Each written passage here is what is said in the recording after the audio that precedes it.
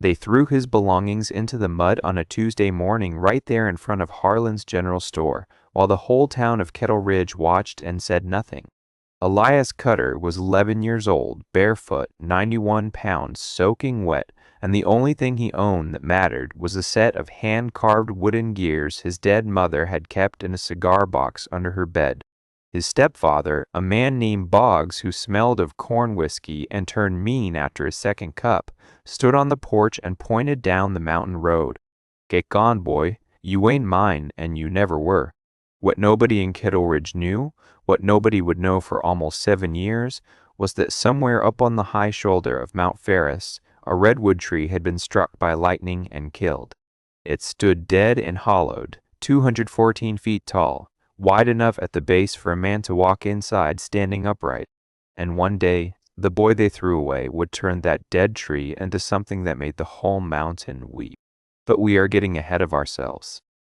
Elias did not cry when Boggs pushed him off the porch. He had learned by then that crying bought nothing in Kettle Ridge except more cruelty. He gathered his mother's cigar box, tucked it inside his shirt against his ribs, and he walked. The October wind came down from the peaks carrying the smell of pine sap and the first metallic bite of winter. His feet were bare on the packed dirt road.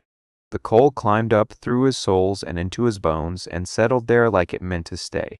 Behind him, he could hear laughter. Sadie Brewer, who ran the boarding house, called out from her window, "That one will freeze before the first snow. Mark my words." And old Harlan himself, leaning on his broom, shook his head and said, "His mother should have taken him with her when she went." His mother, Agnes Cutter. She had died of the fever 3 months before, in the back room of the cabin she shared with Boggs, while the summer heat pressed against the walls and the flies gathered at the window pane. She had been a clockmaker's daughter from Vermont. That was the thing nobody in Kettle Ridge ever understood about Agnes, the thing Boggs never valued. She had grown up in her father's shop, surrounded by mainsprings and escapements and pendulums, and she had taught her son everything she knew. Not just how clocks worked, but why they worked. The mathematics of time, the physics of weight and counterweight, the way a gear tooth must meet its partner with absolute precision or the whole mechanism fails. She had carved those wooden gears in the cigar box herself, whittling them at night by candlelight, and she told Elias they were proof that time could be captured and held, even by hands that had nothing. Now those hands were empty and cold, and the road climbed upward into the trees.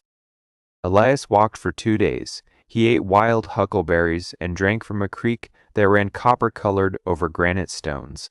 On the second night, with the temperature dropping below freezing and his body shaking so hard his teeth clacked together, he crawled into a hollow beneath a fallen log and packed dead leaves around himself the way his mother had taught him. "Dry leaves trap air," she had told him once. "Air holds heat. Remember that, Elias. The world will try to take everything from you, but it cannot take what you know." He survived the night, barely. On the third morning, he found the tree. It rose out of a clearing on the northwest shoulder of Mount Ferris like a cathedral with no congregation. The lightning had killed it perhaps 2 seasons back. The bark was blackened along one side, split open in a jagged wound that ran from the root flare-up to the first dead branch 40 feet above. But the tree still stood. Redwoods do that. They stand long after they die, their heartwood so dense with tannin that rot takes decades to claim them. This one was enormous. Elias walked around its base and counted 22 paces. The trunk was wider than Boggs' cabin, and where the lightning had split it open, there was a gap just wide enough for a boy to squeeze through. Inside, the tree was hollow. Not completely, not all the way through. But the heartwood had been eaten by fire and time, leaving a chamber roughly 8 feet across and tapering upward into darkness. The walls were reddish-brown, smooth where the fire had charred them, and they smelled of something ancient and sweet, like pipe tobacco left in a drawer for 50 years. The ground was dry. Elias pressed his palm against the inner wall and felt warmth. Not heat exactly, but the absence of cold. The wood itself, 3 feet thick in places, was insulating him from the wind and the frost outside. His mother's voice came back to him. "The world cannot take what you know." He decided in that moment he would not go back to Kettle Ridge. He would not beg, he would live inside this tree, and he would make it into something no one had ever seen.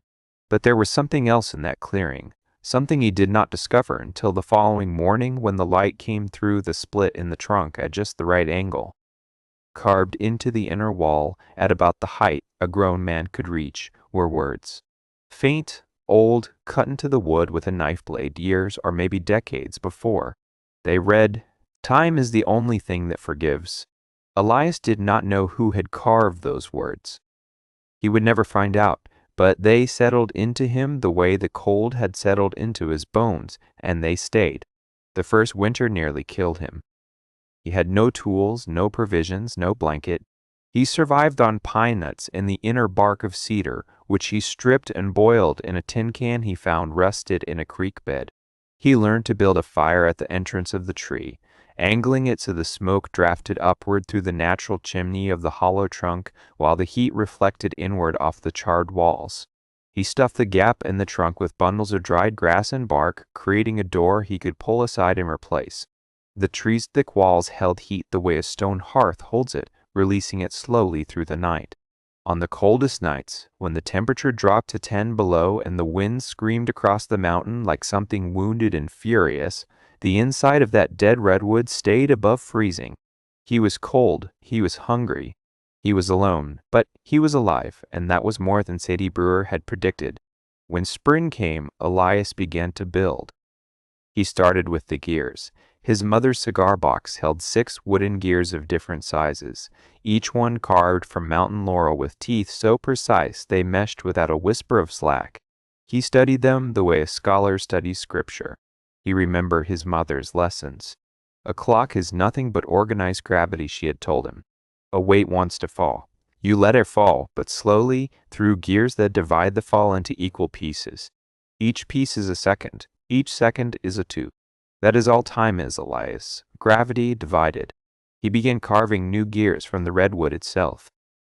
The heartwood was perfect for it, dense and straight grain and so resistant to moisture that it would hold its shape for decades. He made his first knife from a piece of obsidian he found near a volcanic outcrop a mile east of the tree, knapping it against granite until it held an edge sharp enough to shave with. Later, he traded huckleberries and pine nuts with a trapper named Jode who passed through the high country each spring, and Jode gave him a steel blade, a hand axe, and a wool blanket that smelled like bear grease and camphor. By his second year on the mountain, Elias had carved a working gear train. 12 gears, from a main wheel 16 inches across down to a pinion the size of his thumbnail. He mounted them on axles made from straight manzanita branches, hardened over fire and polished with sandstone. The frame was redwood, mortised and tenoned without a single nail. When he hung a stone weight from the main wheel on a length of braided rawhide, the gears turned. They turned slowly, evenly, with a soft clicking sound that filled the hollow of the tree like a heartbeat. He wept when he heard it. It was the first time he had cried since his mother died. But a gear train is not a clock. A clock needs an escapement, the mechanism that catches and releases the gear train in precise intervals, converting continuous motion into measured time. This was the hardest part. His mother had explained the theory, but she had died before teaching him the practice. Elias spent 3 years on the escapement alone. He carved dozens of versions, each one failing in a different way. Too much friction, too little weight, teeth that jammed or skipped or wore down after a few hours of running. He kept notes on sheets of birch bark, scratching diagrams with a charcoal stick, filling the walls of his tree with calculations and sketches, until the inside looked like the workshop of a madman. During those years, he improved the tree itself. He carved shelves into the inner walls for storing dried food. He dug a root cellar beneath the base, chipping through the dead root mass into the mineral soil below where the temperature held steady at 55 degrees year-round. Perfect for keeping smoked venison and dried berries through the winter. He built a sleeping platform 6 feet above the ground, where the rising heat collected, and lined it with cedar boughs and the wool blanket Jode had given him. He discovered a seep spring 50 yards from the tree, where water came out of the mountain at 68 degrees, warm enough to wash in even during January. He channeled it through a carved wooden trough into a small pool he lined with clay, creating a bathing place sheltered by a lean-to of cedar bark. The trapper Jode visited each spring and fall, and each time he came, he stood at the base of the redwood and shook his head in quiet amazement. "You are building a clock inside a dead tree on a mountain where nobody lives," he said once. "Why?" Elias thought about it for a long time. "Because my mother said time could be captured," he answered, "and because nobody in Kettle Ridge believed I was worth anything. I want to build something that proves them wrong, something they can hear all the way down the mountain." Jode studied him with those deep-set trapper's eyes and said nothing more. But the next spring, he brought Elias a set of real woodworking chisels, a small saw, and a book on horology he had traded 3 beaver pelts for in Sacramento. The book changed everything. It contained detailed diagrams of tower clock mechanisms, including the deadbeat escapement invented by Richard Townley in the 17th century. Elias read it by firelight so many times the pages went soft. And in the autumn of his 5th year on the mountain, when he was 16 years old and 6 feet tall and hard as the wood he carved, he built a working escapement. The clock ticked. It was not yet a tower clock. It was a mechanism mounted side the hollow of the tree, 3 feet tall, powered by a granite counterweight that descended on a braided rawhide rope. But it kept time. Elias checked it against the sun's meridian crossing each day at noon, using a shadow stick planted in the clearing, and the clock lost less than 2 minutes per day. He adjusted the pendulum length, shaving fractions of an inch from the bob, and brought the error down to 30 seconds, then 20, then 8, then... Now he needed a bell. This was the part that seemed impossible. You cannot carve a bell from wood. A bell needs metal, and Elias had no forge, no anvil, no ore. But the mountain, as it turned out, had been giving him what he needed all along. The volcanic outcrop where he had found his first obsidian also contained deposits of native copper, green streak stones that crumbled to reveal bright metal underneath. His mother had never taught him metallurgy, but Jode had once described how mountain men cast lead balls for their rifles, using clay molds and campfires, and Elias reasoned that copper melted at a higher temperature, but the principle was the same. He spent the better part of a year on the bell. He built a clay furnace fed by a bellows he made from deer hide and manzanita frames. He collected copper ore and smelted it in a crucible shaped from river clay, firing it with charcoal made from manzanita, which burns hotter than pine or fir. He failed 11 times. The copper was too impure. The mold cracked. The bellows collapsed. On the 12th attempt, in early spring of his 6th year, he poured molten copper into a bell-shaped mold he had carved from soapstone, and when it cooled and he broke the mold away, there it was. Rough, lopsided, green already where the air was touching it. But when he struck it with a wooden mallet, it rang. The sound was not the clear silver peal of a church bell. It was deeper, rougher, with a long-sustaining hum that seemed to come up from the ground itself. It rang out across the clearing, through the trees, and echoed off the granite face of Mount Ferris. A sound that had never existed before in the history of that mountain. A sound a thrown-away boy had pulled from rock and fire and will. Elias mounted the bell at the top of the tree. He climbed the inside of the trunk, using handholds he had carved over the years, ascending through the narrowing hollow like a man climbing the inside of a chimney, and he bolted the bell to a crossbeam wedged into the wood at a height of 140 feet. He ran a rope from the bell's clapper down through the center of the tree to a trip lever connected to the clock mechanism. When the clock's hour wheel completed a rotation, it would lift the lever, release it, and the clapper would swing. The clock tower was finished on a morning in September, 7 years almost to the day after Boggs had thrown his belongings into the mud. Elias was 18. He set the counterweight. He aligned the hands he had carved and mounted on the outside of the trunk, visible through the lightning scar that now served as the clock's face. He released the escapement. The clock began to tick, and at noon, when the sun stood directly overhead and the shadow stick cast no shadow, the mechanism tripped, the rope pulled taut, the clapper swung, and the copper bell rang out over the mountain. 1, 2, 3, 4, 5, 6, dis. 7, 8, 9, 10, 11, 12, 12 chimes rolling down the slopes of Mount Ferris, through the pine forests and over the ridgelines, dropping into the valley where Kettle Ridge sat quiet and small and unsuspecting.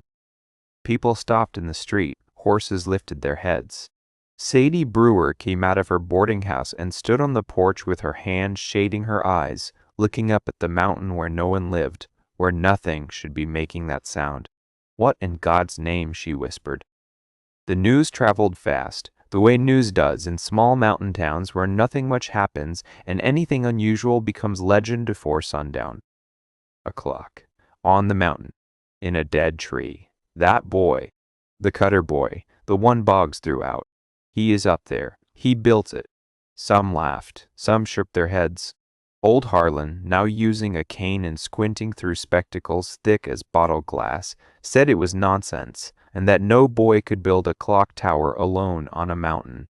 Then the great blizzard of '93 came down from the north like the wrath of something older than God.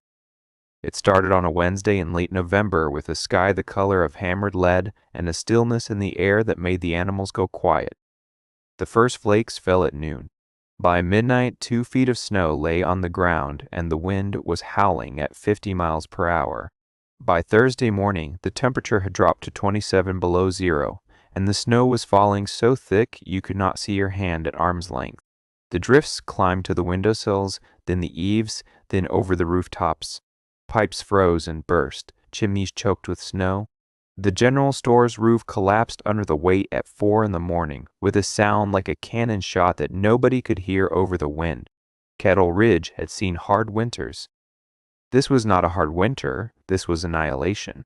By Friday, the firewood stacked behind every house was buried under 6 feet of snow and ice. The cold was not something you felt anymore. It was something that lived inside you, that replaced your blood with something slower and thicker. People huddled in their cabins under every blanket they owned, and still they shook. Children cried until they stopped crying, which was worse. Old man Harlan's store was gone. Sadie Brewer's boarding house still stood, but the fire had gone out and the water in the wash basin had frozen solid, and the 13 people sheltering inside were slowly, quietly beginning to die. Meanwhile, 140 feet up the shoulder of Mount Ferris, the copper bell chimed noon. The sound cut through the blizzard like a knife through cloth. Faint, distorted by the wind, but unmistakable. 12 chimes. Noon. Noon. And then, an hour later, 1 chime. And then, an hour after that, 2. The clock was still running. Inside the dead Redwood, Elias Cutter sat on his sleeping platform in a chamber that held steady at 48 degrees. The tree's walls, 3 feet of dense heartwood on every side, stopped the wind completely. The charred interior surface radiated the heat from his small fire. His root cellar held enough smoked venison and dried berries and pine nut flour to last 2 months. His warm spring still flowed, the water steaming in the frigid air, channeled into a shelter through the wooden trough. He had carved ventilation holes at precise angles that allowed fresh air in without admitting wind or snow. The entrance was sealed with a double layer of packed grass and hide, creating a dead air space that worked like the double walls of an ice house, insulating the interior from the killing cold outside. He was warm, he was fed, he was alive, and he knew, listening to the wind scream outside his walls, that the people of Kettle Ridge were not. He did not hesitate. He did not think about Boggs or Sadie Brewer or old Harlan. He did not think about the mud or the laughter or the words that had followed him up the mountain 7 years ago. He thought about his mother, who had never turned anyone away from her door, not even the neighbor who stole eggs from their hen house, not even the drunk who broke their fence. Elias pulled on every piece of clothing he owned. He wrapped his feet in layers of wool and deer hide. He packed a bag with smoked meat and fire-starting materials. He sealed his shelter, leaving the clock running, and he went out into the blizzard. It took him 4 hours to descend to Kettle Ridge, through snow that reached his chest in places, through wind that knocked him flat 3 times, through cold so severe that the moisture in his nostrils froze with every breath, and the tears on his cheeks turned to ice before they could fall. He navigated by sound, following the faint echo of his own bell reflecting off the valley walls, using it as a bearing the way a sailor uses a lighthouse. He reached Sadie Brewer's boarding house at dusk. He forced open the door against a snowdrift and stepped inside and found 13 people he had not seen in 7 years, staring at him from a dark room that smelled like fear and frozen wool. Sadie Brewer looked at him. Her lips were blue. Her eyes were glassy. A child was pressed against her chest under a pile of quilts. She opened her mouth and nothing came out. Elias set down his pack. "I have shelter," he said. "It is warm. There is food and water. But we have to climb. Can you walk?" Boggs was there, older, thinner. The corn whiskey had carved out his cheeks and left his eyes red and sunken. He sat in the corner, and he looked at the boy he had thrown away, the boy who was now a man with hands like oak roots and a voice that was quiet and steady and carried no anger. "Why," Boggs said, "after what I'd done to you? Why would you come?" Elias looked at him for a long time. "Because time is the only thing that forgives," he said. "And it is time." The climb took 6 hours. Elias carried the children on his back, 2 at a time, and came back for more. He broke trail through the drifts. He built wind shelters at 2 points along the route using techniques he had learned in 7 years of mountain living. Walls of packed snow angled to deflect the wind. Fire pits dug down to bare ground. Hot stones carried from the warm spring wrapped in hide to keep hands from freezing. 13 people followed him up that mountain in the worst blizzard anyone had seen in 50 years, and not one of them died. Inside the Redwood, they found warmth they had stopped believing existed. The fire crackled against the curved walls. Steam rose from the stone-lined pool fed by the warm spring. Smoked venison and dried berry cakes were passed from hand to hand. Children stopped shaking and started sleeping. Sadie Brewer held her palms against the wood and felt the gentle warmth stored in those ancient fibers, and she cried in a way that had nothing to do with cold. The blizzard lasted 9 days. 9 days, those 13 people lived inside a dead tree on a mountain, kept alive by the knowledge of a boy they had discarded. They ate from his root cellar. They bathed in his warm spring. They slept on cedar boughs on his sleeping platform. And every hour, above their heads, the clock chimed, and the copper bell sent its rough, deep voice out over the frozen world, telling anyone who could hear that time was still passing, that the storm would end, that patience and forgiveness and the stubborn refusal to quit were still alive on that mountain. On the 10th morning, the wind stopped. The sun came out. The snow lay 7 feet deep across the valley, brilliant and blinding, and Kettle Ridge looked like a town that had been swallowed by the earth. Roofs caved in, walls collapsed, the creek frozen solid, the road buried, the church steeple broken under the weight of ice. But 13 people walked down the mountain alive. The town rebuilt. It took a year. The people of Kettle Ridge cut timber and raised walls and dug out what could be salvaged. But they built differently now. Elias showed them how. He taught them to bank earth against their walls for insulation, the way sod houses on the prairie kept out the killing wind. He showed them how to orient their homes to catch the winter sun and block the north wind. He taught them about root cellars dug below the frost line, where the earth holds steady at 55 degrees and food keeps through the longest winter. He shared the trick of the double wall, dead air trapped between 2 layers of wood or stone, the same principle that had kept his tree warm when everything else froze. They offered him a house in town. He said no. They offered him money. He said no. They offered to make him mayor, which made him laugh for the first time anyone could remember. He went back up the mountain to his tree. But things were different now. People came to visit. They brought supplies and tools and news from the valley. Children climbed the trail on summer afternoons to watch the clockwork, to see the gears turn and the pendulum swing and the bell chime the hours. Elias taught them what his mother had taught him. A clock is organized gravity. Time is just a weight that wants to fall, divided into equal pieces by patience and precision. And if you can do that, if you can take something as vast and unstoppable as gravity and break it into seconds, then you can do anything. You can survive anything. You can forgive anything. Sadie Brewer made the climb once in the spring when the wildflowers were coming up to the snowmelt and the trail smelled of wet earth and new growth. She stood at the base of the tree and looked up at the bell, green with patina now, catching the light. She looked at the clock face with its hand-carved numerals and the hands that turned so slowly you could not see them move unless you looked away and looked back. "I said you would freeze before the first snow," she told him. Her voice was not proud. It was not ashamed either. It was just honest, the way voices get when a person has been close enough to death to stop pretending.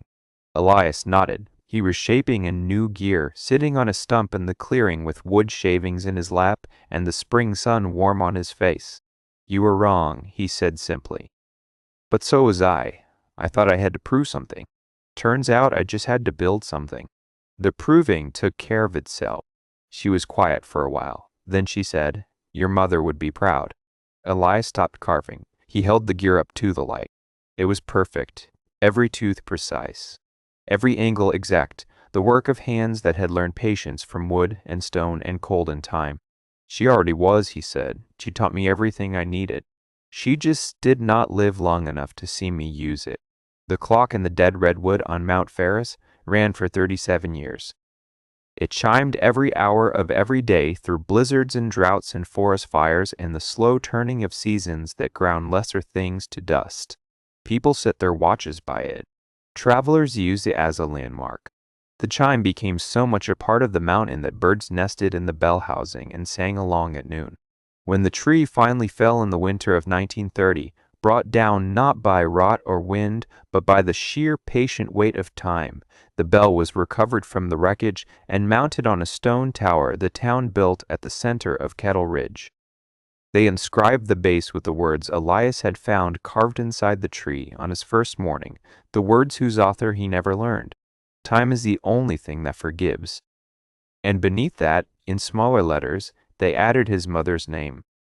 Agnes Cutter of Vermont, clockmaker's daughter, who taught her son that the world could take everything from you except what you know.